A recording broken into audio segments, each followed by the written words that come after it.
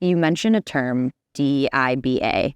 Can you talk a little bit more about what that means? Because that's a little bit of a newer term, for me at least, and I think a lot of people within the industry. So first, we have to sit down and talk about what is being communicated about DEI, right? At a global perspective, a national perspective. You've got political forces who are sitting there and squashing DEI, and they're perpetuating hateful rhetoric around what DEI is and not actually looking into what the acronyms are and what they actually mean. So the way that I think about DEI, and I add on BA because, there's that component to it as well. It's a holistic experience. And when you start with D, which is diversity, you can build upon into equity, inclusion, belonging, and accessibility. So diversity, when we work in spaces, and I'm sure you've probably heard it, the thing that leadership likes to say is we're all one big happy family, right? But families are oftentimes homogeneous, right? They have a similar lived experience, similar ethnicity, race, socioeconomic status, all of these things, okay? And they're also oftentimes pretty dysfunctional. And so when you go into a space, a working space, and you say, hey, we're one big happy family, what you're actually doing is you're creating a space where diversity is non-existent. So the call to action there is to step away from this family mentality and to start looking at it from a community perspective. And that's all the D in diversity stands for, is seeing your workforce as a community. And a community involves people from so many different backgrounds, socioeconomic backgrounds, race, sexual, orientation, gender, all of those things, language, everything. And once you do that and you start seeing organizations as communities, then that breeds into the following stuff, which is equity, inclusion, belonging, and accessibility. So here I have this organization and it's community driven. And what I'm saying is I see you as your authentic self. You're this person who's coming to me and you have all of these amazing qualities about you, and that's what makes you special. And then now what I want to do is I want to make that space equitable for you. And so equity, and this is where it gets really convoluted in political spaces, is they say equity and what they're actually talking about is equality. And what we're not asking for equality. We're not asking for being treated equally. Mm-hmm. We're asking for equity, which is we're asking to be treated fairly. We're asking to be able to have access to the exact same opportunities, regardless of who I am as a person. And so, one of my biggest harps is about the paper ceiling, right?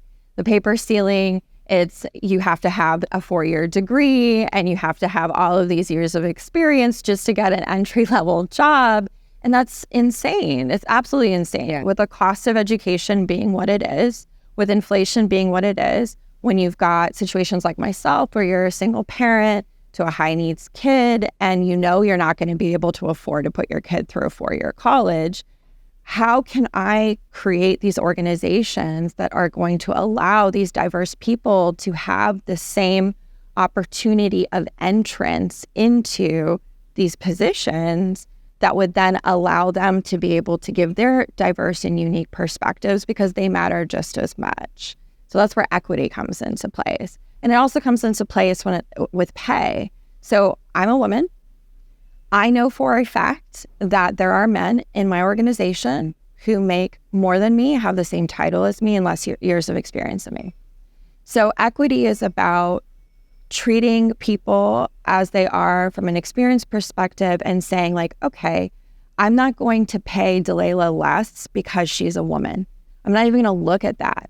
I'm going to look at how many years of experience does she have and the title, and I'm going to pay her equitably to her counterparts. So that's another part of equity, is just making sure that there's fairness across the board in terms of compensation and benefits and all of these things.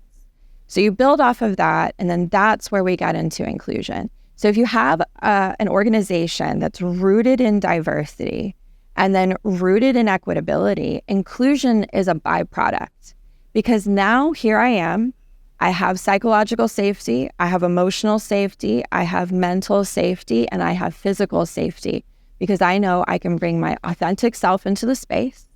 I know that I'm going to be treated fairly and have access to opportunities fairly, regardless of who I am and where I've come from.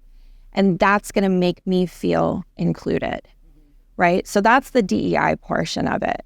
The B is the byproduct of inclusion. It's belonging. It's saying, I can come into this space and know that I belong. So a great example of this is when I started at GSD&M, my first day, they were like, hey, we're going to bring you lunch. And I was like, cool, I love free lunch.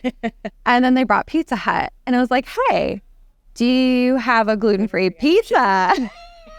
And they were like, no, you didn't tell us that you had dietary restrictions. Well, see, if you had an organization that was rooted in diversity, equity, and inclusion, you would have had a process to ask. Exactly. And so what Keisha did, she's our chief DEI officer, she recognized, holy guacamole, this is a miss. So she sat me down and she was like, I don't want what happened to you to happen ever again. Can you help me put together a food intolerance survey, allergy survey, sensitivity survey to disseminate to the organization for our current employees and any future employees? Because I want to make sure that everyone feels included. Because if they feel included, they'll attend events. And if they attend events, they'll feel like they belong. And we launched the survey, and it was something like 67% of the workforce responded with, I have a dietary preference, I have a dietary allergy, intolerance, sensitivity, all of those things. This is amazing. I've never felt included in any event since I've started working here. Yeah.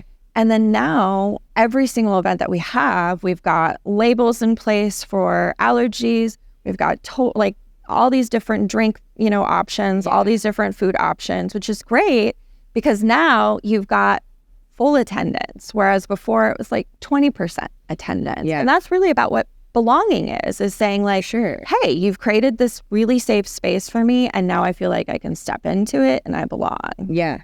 And then the accessibility portion is making it so every part of your job is accessible to you regardless of your disability, right? So I have ADHD. I worked with my employer, got my ADA accommodations, because when I started, I was like, hey, there's so many systems here that just don't work for me personally. And I need some help making it accessible to me. Sat down with my employers and I said, hey, like this is what I need. Can you accommodate me in this way? And they're like, absolutely. And what ended up happening is in accommodating me, all these processes changed. And then my colleagues were like, this is great. And it's like, oh, so you might be a little neurospicy too. So that's really all it is. It's not about, pitting people against each other or pitting communities against each other. It's actually about how can we create this really beautiful communal space that is safe for people to then come in and bring their holistic selves, because once they do that, then the work that we do in advertising will have teams that are diverse. Exactly. We'll have teams that represent multiple intersections of reality. We'll have brand strategies and executions that are far more intentional and less performative, because we all know, we've seen those ads where it was very clear that a cisgender white man put together an ad to be, performative and inclusive. And you're like, yep, that totally missed the mark. Yeah. That won't happen if you have organizations that are rooted in DEIBA.